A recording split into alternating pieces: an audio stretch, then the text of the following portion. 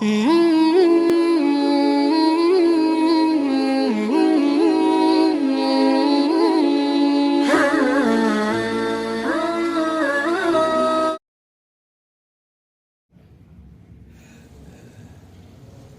رب العزت والجلال کی حمد و ثنا جیسے مولا کریم کی شان کے لائق ہے، لا تعداد بے شمار انگن درود و سلام سیدنا و سید الاولین والآخرین شفیع المذنبین رحمت للعالمین احمد مجتبی جناب محمد الرسول اللہ صلی اللہ علیہ وآلہ وسلم کی ذات گرامی پر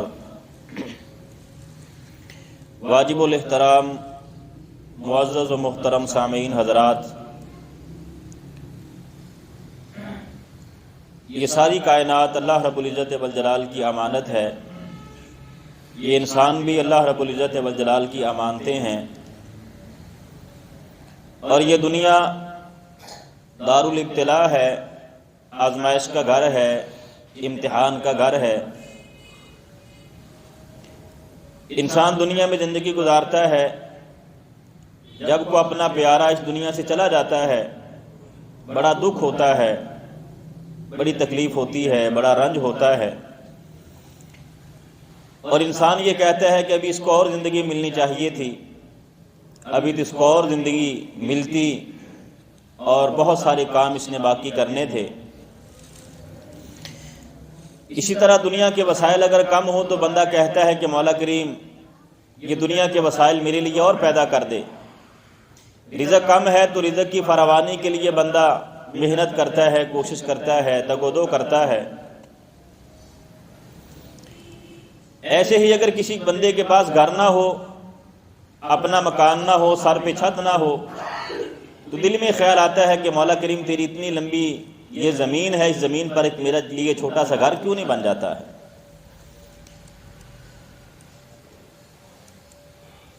لیکن دین اسلام ہماری کیا تربیت کرتا ہے کہ ایسے امتحان کے موقع پر، آزمائش کے موقع پر، جب کو اپنا دنیا سے چلا جائے اس صدمے کے موقع پر اگر رزق کم ہے تو پھر ہم نے کیا کرنا ہے؟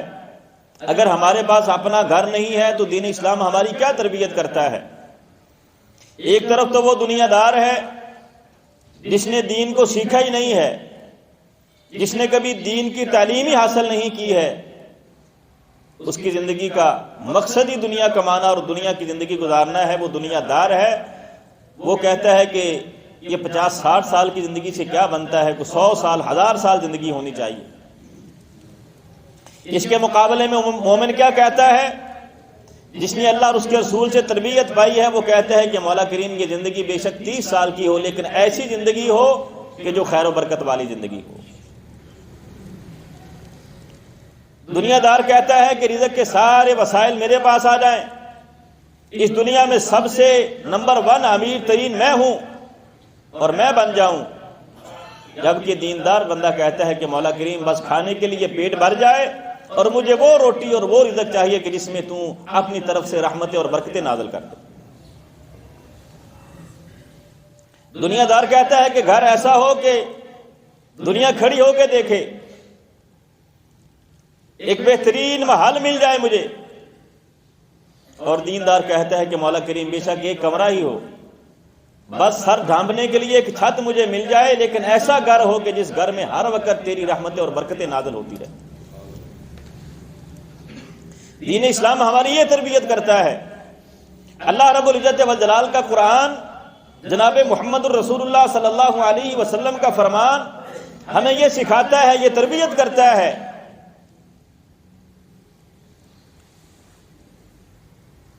کہ یہ دنیا کے وسائل اور دنیا کا رزق جو تیرے مقدر میں اللہ رب العزت والجلال نے لکھ دیا ہے وہ تجھے ضرور ملے گا۔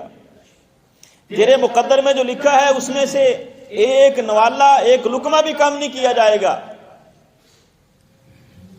اس لیے جو اللہ نے تیرے مقدر میں لکھا ہے، دین اسلام ہمیں کہتا ہے کہ تو اس پہ راضی ہو جا۔ اللہ رب العزت والجلال کی رضا پہ، اس کی تقسیم پہ راضی ہو جا کہ مولا کریم تو نے میرے مقدر میں جو لکھا ہے میں اس پہ راضی ہوں۔ فرمایا جب تم اللہ کے دیے ہوئے رزق پر راضی ہو جائے گا تو مولا کریم اس رزق میں پھر برکتیں پیدا کر دے گا، پھر اس رزق میں تیرے لیے سکون ہوگا۔ اس رزق میں تیرے لیے سکون ہوگا۔ حضرت حکیم بن حزام فرماتے ہیں جناب محمد رسول اللہ صلی اللہ علیہ وسلم نے فرمایا، جب بندہ اللہ رب العزت والجلال کے دیے ہوئے رزق پر، تھوڑے رزق پر بھی شکر کرتا ہے، صبر کرتا ہے، قناعت کرتا ہے، اللہ رب العزت والجلال کی رضا پہ، اللہ کی تقسیم پہ راضی ہو جاتا ہے، تو مولا کریم پھر اس بندے کے رزق میں برکتیں پیدا کر دیتے ہیں۔ اور وہ برکتیں ایسی برکتیں ہوتی ہیں کہ اس تھوڑے رزق میں ایسی برکت ہوتی ہے کہ بندے کو پھر سکون کی نیند آتی ہے، کبھی پریشانی نہیں آتی۔ اللہ رب العالمین تھوڑے میں ایسی برکت ڈال دیتا ہے کہ سکون کی نیند سوتا ہے بندہ۔ جناب محمد رسول اللہ صلی اللہ علیہ وسلم نے کیسی تربیت کی ہماری۔ جب ہم مدینہ میں آئے تو مدینہ میں عورتیں ذرا اپنے خامدوں پہ بھاری تھیں، اپنی باتیں منوا لیا کرتی تھیں۔ انصار کی عورتیں اپنی باتیں اپنے خامدوں سے منوا لیا کرتی تھی زور سے۔ جناب محمد رسول اللہ صلی اللہ علیہ وسلم کی بیویاں بھی جب آپ مدینے میں آئے تو وہ بھی خربوزے کو دیکھ کے خربوزہ رنگ پکڑتا ہے، اللہ کے رسول سے مطالبات ہونے لگے، ہمیں بھی شاندار گھر چاہیے، ہمیں بھی اچھی خوراک چاہیے، ہمیں بھی بہترین پہننے کے لیے لباس چاہیے۔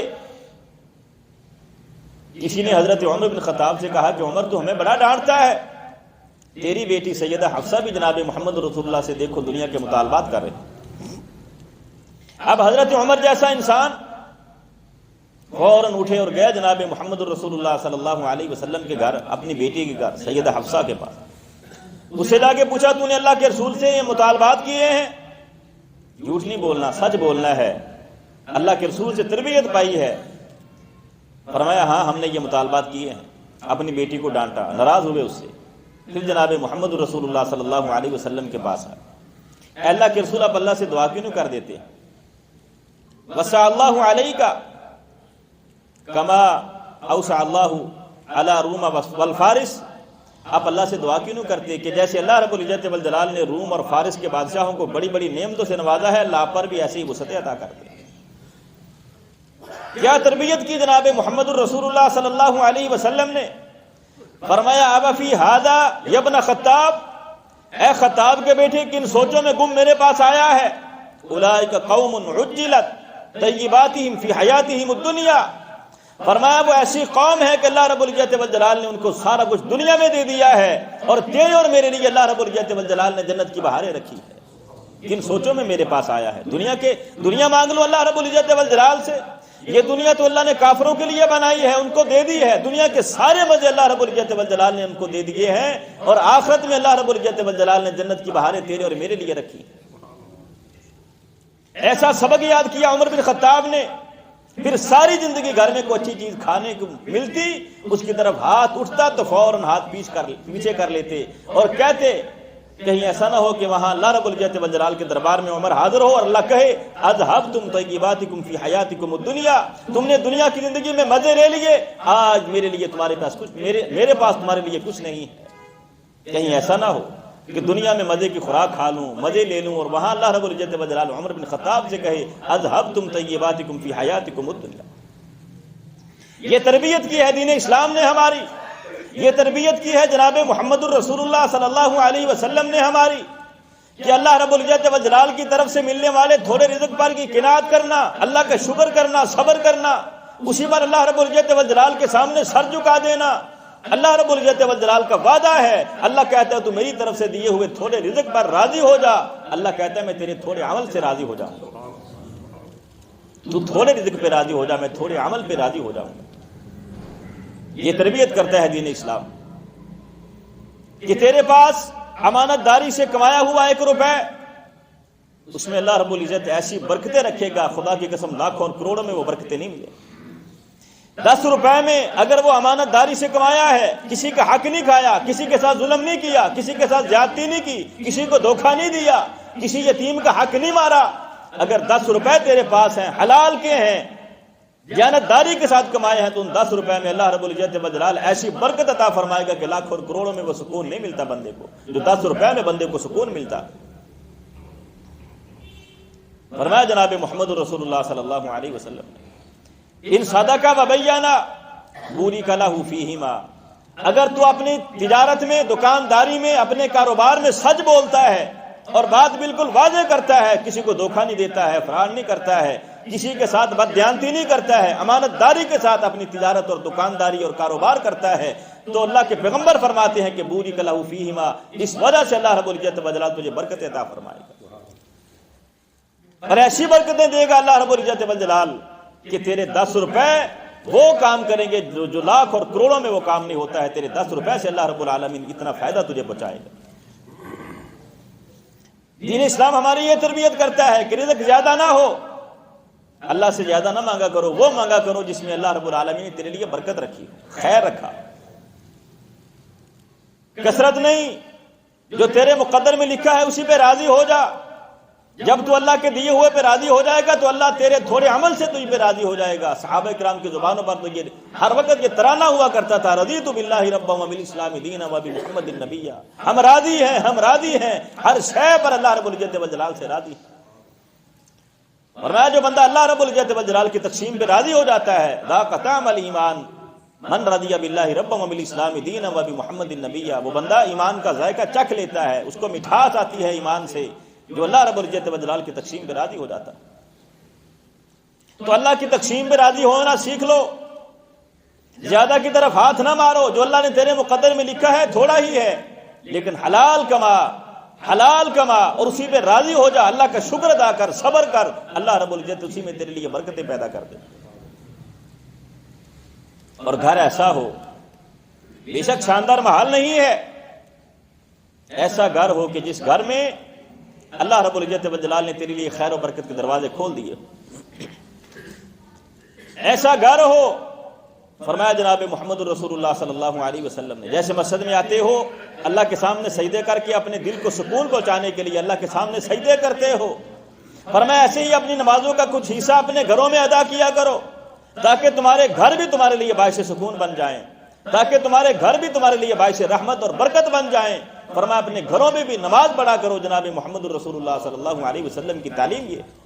گھر میں بچے نماز پڑھتے ہیں، عورتیں نماز پڑھتی ہیں، مرد اپنی نفلی نماز گھر میں جا کے پڑھتا ہے، فرمایا اس گھر کے لیے اللہ رب العزت والجلال آسمانوں سے رحمت اور برکت کے دروازے کھول دیتا۔ آپ نے خاص طور پر فرمایا تھا مغرب کے بعد کی سنتیں، فرمایا یہ اپنے گھر میں جا کے پڑھا کرو، خاص طور پر مغرب کے بعد کی سنتیں فرمایا گھر میں جا کے پڑھا کرو۔ ایسا گھر ہو جس گھر میں اللہ کے سامنے سجدے کیے جاتے ہوں، جس گھر میں اللہ کے سامنے قیام ہوتا ہو، جس گھر میں اللہ رب العزت والجلال کی تسبیحات پڑھی جاتی ہوں، پھر اس گھر میں اللہ رب العالمین برکتیں نازل کرتا ہے، رحمتیں نازل کرتا ہے، وہ گھر بندے کے لیے خیر و برکت والا گھر بن جاتا ہے، باعث سکون اور باعث اطمینان گھر بن جاتا ہے وہ گھر۔ حضرت ربی کہتے ہیں کہ میں نے دیکھا حضرت عمر بن خطاب کے دور میں، یہ تابعی ہیں، کہ میں نے حضرت عمر بن خطاب کے دور میں دیکھا مغرب کی سنتیں کوئی بندہ بھی مسجد میں ادا نہیں کرتا تھا، سارے لوگ گھروں میں جا کے سنتیں ادا کیا کرتے تھے، تاکہ انہیں دیکھ کر بچے بھی نماز پڑھیں، بچوں کو بھی نماز پڑھنے کا طریقہ ہے، عورتیں بھی نماز پڑھیں۔ اور یہی ربی بن حیثم جو حضرت عبداللہ بن مسعود کے شاگرد ہیں، حضرت عبداللہ بن مسعود فرماتے ہیں کہ ربی تو اللہ کے رسول کی سنتوں پر ایسے مرتا ہے، ایک ایک سنت پر ایسے عمل کرتا ہے، میرا دل یہ کہتا ہے کہ اگر تو جناب محمد رسول اللہ کے دور میں ہوتا، آپ کو دیکھ لیا ہوتا، تو اللہ کے رسول کا صحابی ہوتا، تو جناب محمد رسول اللہ کا محبوب ہوتا۔ میرا دل کہتا ہے تجھے دیکھ کر، تیرے اعمال کو دیکھ کر، تیری نیکیوں کو دیکھ کر، اللہ کے پیغمبر کی سنتوں سے محبت دیکھ کر، میرا دل یہ کہتا ہے کہ اگر تو اللہ کے رسول کا صحابی ہوتا تو جناب محمد رسول اللہ کا محبوب ہوتا صلی اللہ علیہ وسلم۔ صحابہ کرام آئے اللہ کے رسول ہم نے دیکھا ہے، حضرت قیس بن ثابت کے گھر سے بڑی روشنیاں نکلتی ہیں، وہاں سے بڑی روشنی آتی ہے، حالانکہ ہمیں معلوم ہے کہ اس کے گھر میں تو چراغ ہی نہیں ہے، وہ گھر بھی کیسا گھر ہوگا، ہمیں تو گھر بنانے کے لیے 6 مہینے مستری ٹائم ہی نہیں دیتا ہے۔ صحابہ کرام کہتے ہیں ہم نے کبھی گھر بنانے کے لیے مستری اور مزدور نہیں لگایا، خود اپنے ہاتھوں سے گھر بنا لیا کرتے تھے۔ وہ کیسے گھر ہوں گے؟ اللہ کے رسول قیس بن ثابت کے گھر میں ہمیں پتہ ہے چراغ نہیں ہے، دیا نہیں ہے، لیکن رات کو وہاں سے بڑی روشنیاں نکلتی ہیں۔ اور جناب محمد رسول اللہ صلی اللہ علیہ وسلم پر قربان جائیں، آپ نے اٹھ کے جا کے دیکھا نہیں؟ فرمایا جاؤ جا کے دیکھو، قیس بن ثابت سورہ بقرہ کی تلاوت کر رہا ہوگا، اس لیے اس کے گھر سے وہ روشنی نکلتی ہے۔ صحابہ کرام کہتے ہیں ہم نے جا کے دیکھا تو قیس بن ثابت واقعی سورہ بقرہ کی تلاوت کر رہا تھا۔ ایسا گھر ہو جس گھر میں سجدے کیے جاتے ہوں، نماز پڑھی جاتی ہو، عورتیں نماز پڑھیں، بچے نماز پڑھیں، مرد اپنی نفلی نماز گھر میں جا کے پڑھے، اور ایسا گھر جس گھر میں اللہ کے قرآن کی تلاوت ہو، وہاں پھر اللہ رب العزت و جلال کی طرف سے رحمتیں اور برکتیں نازل ہوتی۔ اللہ سے دعا کیا کرو، ہمیں بڑا گھر نہیں چاہیے، محل نہیں چاہیے، ہمیں وہ گھر چاہیے بے شک ایک کمرے کا گھر ہو، جس گھر میں ہمیں سکون ملے، جس گھر میں ہمیں سکون کی نیند آئے، جس گھر میں ہم جائیں تو ہمیں اطمینان ملے، ہمارے دل کو سکون ملے، ہماری روح کو سکون ملے۔ اللہ رب العزت والجلال سے وہ گھر مانگا کرو، بڑا گھر نہ مانگا کرو۔ بڑے بڑے محلات میں بندے کو نیند ہی نہ آئے سکون کی، تو کیا فائدہ ان محلات کا۔ حضرت انس آئے جناب محمد رسول اللہ صلی اللہ علیہ وسلم کے پاس، ماں نے اپنی انگلی کے ساتھ لگایا، چھوٹا سا بچہ، اللہ کے رسول یہ آپ کی خدمت کے لیے وقف کرتی ہوں۔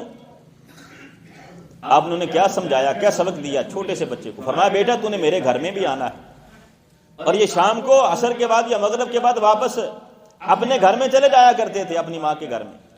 تو نے میرے گھر میں بھی آنا ہے، اپنی ماں کے گھر میں بھی جانا ہے۔ ایک سبق یاد کر لے، جب بھی میرے گھر میں آنا ہے یا اپنی ماں کے گھر میں واپس جانا ہے، جاتے تو نے السلام علیکم ورحمۃ اللہ وبرکاتہ کہنا ہے۔ تو اپنے گھر میں جائے گا، یہ میرے گھر میں جائے گا، اپنے گھر میں واپس جائے گا، سلام کہے گا، تیرے لیے، تیری ماں کے لیے، تیرے گھر کے ایک ایک کونے میں اللہ رب العزت و جلال کی طرف سے خیر و برکت کے دروازے کھل جائیں گے۔ تیرے گھر کے کونے کونے میں اللہ کی طرف سے سلامتی نازل ہوگی۔ جب بھی تو نے گھر میں جانا ہے تو سلام کہنا۔ وہ گھر جس گھر میں ملنے والے آپس میں ایک دوسرے کو گالی دیتے ہو، جس گھر میں ماں بیٹے کو گالی دے رہی ہو، جس گھر میں اولاد بھائی بھائی کو گالی دے رہا ہو، اس گھر میں کہاں سے برکتیں آئیں گی، کہاں سے خیر نازل ہوگی، کہاں سے سلامتی آئے گی؟ سلامتی اس گھر میں آتی ہے جس گھر میں ملنے والے ایک دوسرے سے ملتے ہیں تو السلام علیکم ورحمۃ اللہ کہتے ہیں۔ حضرت قیس رضی اللہ تعالیٰ جو بیٹے ہیں حضرت سعد بن عبادہ کے، ان کی وفات کے بعد پھر اپنے خاندان کے سردار بنے۔ ان کے دروازے پہ گیا جناب محمد رسول اللہ صلی اللہ علیہ وسلم، سلام عرض کی، آگے سے جواب نہیں آیا۔ دوبارہ سلام کہا، جواب نہیں آیا۔ تیسری بار سلام کہا، جواب نہیں آیا۔ اللہ کے رسول واپس مڑے، ایسا اپنے گھر سے نکلے، دوڑے، پیچھے سے جا کے جناب محمد رسول اللہ کا پلو پکڑ لیا۔ اللہ کے رسول آپ واپس جا رہے ہیں؟ فرمایا ہاں، یہ دین ہمیں یہی سکھاتا ہے، 3 بار اگر اجازت لو، اجازت مل جائے تو گھر میں چلے جاؤ، اگر اجازت نہیں ملتی ہے تو واپس آ جاؤ۔ میں نے 3 بار سلام کیا، مجھے جواب نہیں ملا، میں واپس آ گیا۔ فرمایا اللہ کے رسول یہ کیسے ہو سکتا ہے؟ آپ سلام کہیں ہم جواب نہ دیں، یہ کیسے ہو سکتا ہے؟ آپ نے پہلی بار سلام کہا تو ہم نے جواب دیا، آپ نے دوسری بار سلام کہا تو ہم نے جواب دیا، آپ نے تیسری بار سلام کہا تو ہم نے جواب دیا، لیکن ہم نے آہستہ جواب دیا۔ اللہ کے رسول نے پوچھا آہستہ کیوں جواب دیا؟ اللہ کے رسول اگر آپ پہلی بار آپ نے جب سلام کیا ہم اونچی آواز میں جواب دے دیتے تو آپ دوبارہ سلام نہ کرتے۔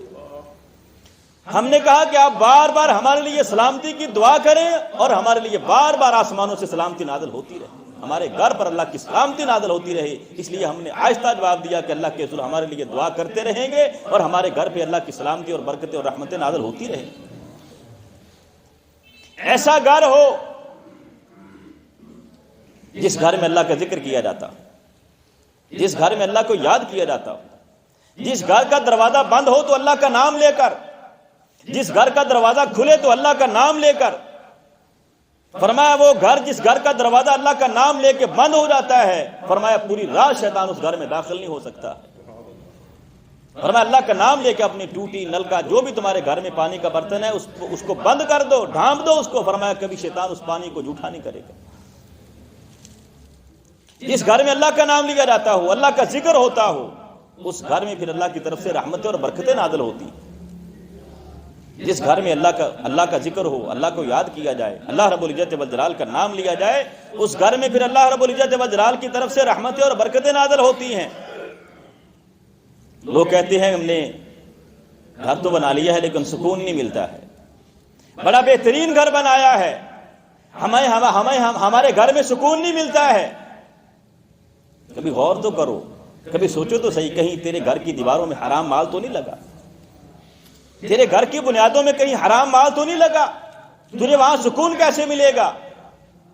ایک آدمی کہتا ہے میں نے گھر بنایا ہے لیکن میرے گھر کی دیواروں سے ایسے جیسے چھوٹے بچوں کے رونے کی آواز آتی۔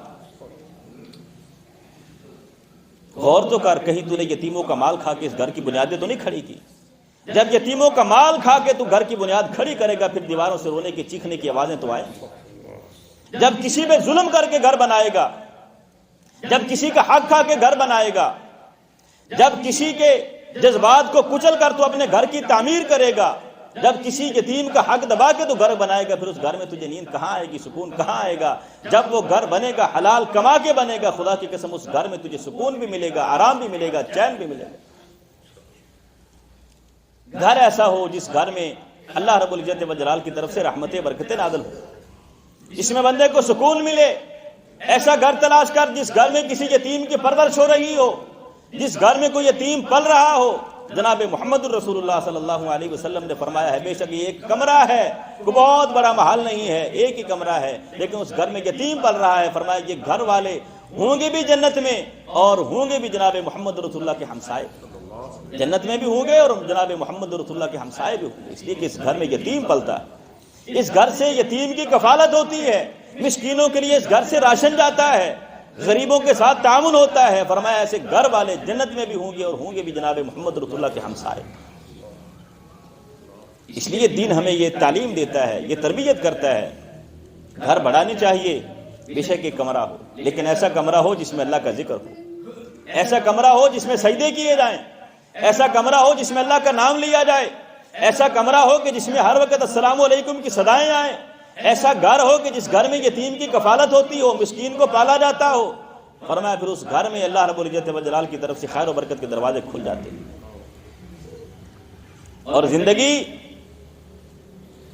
رزق وہ جو برکت والا ہو، بے شک تھوڑا ہی ہو، گھر وہ جس میں برکت ہو، خیر ہو، جو بندے کے لیے باعث اطمینان اور سکون ہو، اور زندگی وہ زندگی ہو۔ 1000 سال کی زندگی نہیں چاہیے۔ کفار مشرکین مکہ اور یہودی کہا کرتے تھے لو یعمر 1000 سنہ، ہمیں 1000 سال کی زندگی مل جائے۔ اللہ رب العزت والجلال فرماتے ہیں وما ہوا بمزحزحہ، اگر 1000 سال کی بھی زندگی پاؤ گے تو اللہ کے عذاب سے نہیں بچ سکتے، اللہ کے عذاب سے نہیں بچ سکتے، اس لیے کہ تمہارے اندر ایمان نہیں ہے۔ زندگی وہ چاہیے، اللہ رب العزت والجلال سے دعا کیا کرو کہ مولا کریم ہمیں وہ زندگی چاہیے کہ موت سے پہلے ہمیں ایسی زندگی مل جائے کہ ہم تجھ سے اپنے گناہوں کی توبہ کر لیں، ایمان اور اسلام والی زندگی مل جائے، توبہ استغفار والی زندگی مل جائے، نیکی اور اعمال صالحہ والی زندگی مل جائے۔ اللہ رب العالمین نے ایسی ہی زندگی میں خیر و برکت رکھی ہے۔ اللہ سے دعا کیا کرو کہ ہمیں زندگی بھی ملے تو خیر و برکت والی زندگی ملے۔ جناب محمد رسول اللہ صلی اللہ علیہ وسلم نے فرمایا اذا احب اللہ رجلا استعملہ، جب اللہ کسی بندے سے پیار کرتے ہیں تو اس کو استعمال کرتے ہیں، جب اللہ کسی بندے سے محبت کرتے ہیں تو اس کو استعمال کرتے ہیں۔ صحابہ کرام نے عرض کی اللہ کے رسول یہ اللہ کا استعمال کرنا کیا ہے؟ فرمایا جب اللہ کسی بندے سے محبت کرتا ہے تو اللہ کا استعمال کرنا یہ ہے اللہ اس کے لیے پھر نیکی کے دروازے کھول دیتا ہے، اس کے لیے نیکی کے دروازے کھل جاتے ہیں، اس کو موت سے پہلے توبہ کی توفیق مل جاتی ہے، اس کو نیکی کرنے کی توفیق مل جاتی ہے، اس کو اللہ کی فرما برداری کرنے کی توفیق مل جاتی ہے، اس کو جناب محمد رسول اللہ کی فرما برداری کرنے کی توفیق مل جاتی ہے۔ فرمایا جس بندے سے اللہ محبت کرتا ہے اللہ پھر اس کے لیے خیر و برکت کے دروازے کھول دیتا ہے۔ زندگی وہ مانگا کرو جس زندگی میں اللہ کی فرما برداری ہو، جناب محمد رسول اللہ صلی اللہ علیہ وسلم کی فرما برداری ہو، ایسی زندگی ہو کہ انسان دنیا سے جائے اللہ رب العزت والجلال کے فرشتے انسان کے استقبال کے لیے کھڑے اور اللہ کی طرف سے یہ اعلان ہو گیا اے میرے بندے میں تجھ سے راضی ہوں، اور پیچھے لوگ ہمارے جنازے میں کھڑے ہوں تو رو رو کے ہمارے لیے اخلاص کے ساتھ دعائیں کریں۔ ایسی زندگی بندہ اللہ رب العزت والجلال سے مانگے۔ خیر و برکت والی زندگی چاہیے، لمبی زندگی نہیں، بے شک تھوڑی ہو لیکن خیر و برکت والی ہو، ایسی زندگی ہو۔ خیبر کے موقع پر ایک بندہ آیا جناب محمد رسول اللہ صلی اللہ علیہ وسلم کے، میں بھی لڑنا چاہتا ہوں، میدان میں جہاد کرنا چاہتا ہوں۔ فرمایا نہیں، پہلے مسلمان ہو، پہلے اسلام قبول کر۔ اسلام قبول کیا، میدان میں اترا، لڑتے لڑتے شہید ہو گیا۔ فرمایا یہ ایسا بندہ ہے، ایک نماز بھی نہیں پڑھی اس بندے نے، کوئی روزہ نہیں رکھا اس بندے نے، اسلام قبول کیا، میدان میں اترا، شہید ہو گیا۔ فرمایا یہ اللہ کی جنت کا مہمان بن گیا۔ ایسی زندگی اللہ سے مانگا کرو، ایسی زندگی مانگا کرو کہ جو زندگی گزرے اللہ رب العزت و جلال ہماری زندگی سے ہم سے راضی ہو جائے. فرشتہ ہماری روح قبض کرنے کے لیے آئے تو ہمیں یہ نوید سنائے, یا ایتھا النفس المطمئنہ ارجعی الی ربک راضیۃ مرضیہ فادخلی فی عبادی وادخلی جنتی. اے پاکیزہ روح, تیرا پروردگار تجھ سے راضی ہے, تو اللہ سے راضی ہے, جا اللہ کے بندوں میں, اللہ کے نیک بندوں میں اور اللہ کی جنتوں میں داخل ہو جا. حضرت موسیٰ بن معلی رحمہ اللہ کہتے ہیں کہ مجھے حضرت حذیفہ نے 3 وصیتیں کی اور مجھے فرمایا کہ اگر تو یہ چاہتا ہے کہ آسمانوں سے اللہ رب العزت و جلال جو بھی خیر و برکت نازل کرے تیرا حصہ اس میں موجود ہو تو 3 کام کر لینا. اگر تو چاہتا ہے کہ آسمانوں سے ہر خیر و برکت میں تیرا حصہ لازمی ہو تو 3 کام کر لینا. سب سے پہلا کام یکون عملک للہ, سب سے پہلا کام یہ ہے کہ تیرا ہر عمل اللہ رب العزت و جلال کی رضا کے لیے, تیرے کسی عمل میں ریاکاری نہ ہو, دکھلاوا نہ ہو, ہر عمل اللہ رب العزت و جلال کو راضی کرنے کے لیے کر. یہ پہلا کام. اور دوسرا کام فرمایا کہ تحب للناس ما تحب لنفسک, لوگوں کے لیے وہ پسند کر جو تو اپنے لیے پسند کرتا ہے. تو پسند کرتا ہے کہ لوگ تجھے عزت دیں تو پھر معاشرے میں پہلے عزتیں تقسیم کر, عزتیں بانٹ, لوگوں کو عزتیں دے, لوگ پھر تجھے بھی عزت دیں. جو اپنے لیے پسند کرتا ہے وہ لوگوں کے لیے بھی پسند کر. تو پسند کرتا ہے کہ لوگ تیرے لیے دعا کریں تو پہلے رات کی تنہائی میں کھڑا ہو کے تو لوگوں کے لیے دعا کیا کر, پھر لوگ تیرے لیے دعا کریں. تو چاہتا ہے کہ لوگ تجھے خوشی دیں تو پہلے خوشی تقسیم کر, پہلے لوگوں کو خوش کر, پھر لوگ تجھے خوش کریں گے, لوگ تجھے بھی خوشی دیں گے. تحب للناس ما تحب لنفسک, جو تو اپنے لیے پسند کرتا ہے وہ لوگوں کے لیے پسند کر. اور تیسری بات ہے بیٹا, اے بچے, تیسری بات یہ ہے کہ اگر تیرے پاس ایک روٹی کا ٹکڑا بھی ہے تو وہ بھی اللہ کی راہ میں تقسیم کرنا, اللہ کی راہ میں صدقہ کرنا سیکھ لے. ایک روٹی کا ٹکڑا بھی تیرے پاس ہے تو وہ بھی اللہ کے لیے صدقہ کر دے. یہ 3 کام کرے گا, ہر عمل اللہ رب العزت والجلال کی رضا کے لیے, اور اپنے لیے جو پسند کرتا ہے وہ لوگوں کے لیے پسند کر. تیرے پاس 1 روپے بھی ہے تو وہ بھی اللہ کے راستے میں صدقہ کرنا سیکھ لے. فرمایا پھر آسمانوں سے جو بھی خیر و برکت نازل ہوگی اس میں تیرا حصہ لازمی ہوگا. اللہ رب العالمین تجھ تک وہ خیر و برکت ضرور پہنچائے گا. اللہ رب العزت و جلال ہمیں سمجھنے, اس پر عمل کرنے کی توفیق عطا فرمائے. وما توفیقی الا باللہ علیہ توکلت و الیہ.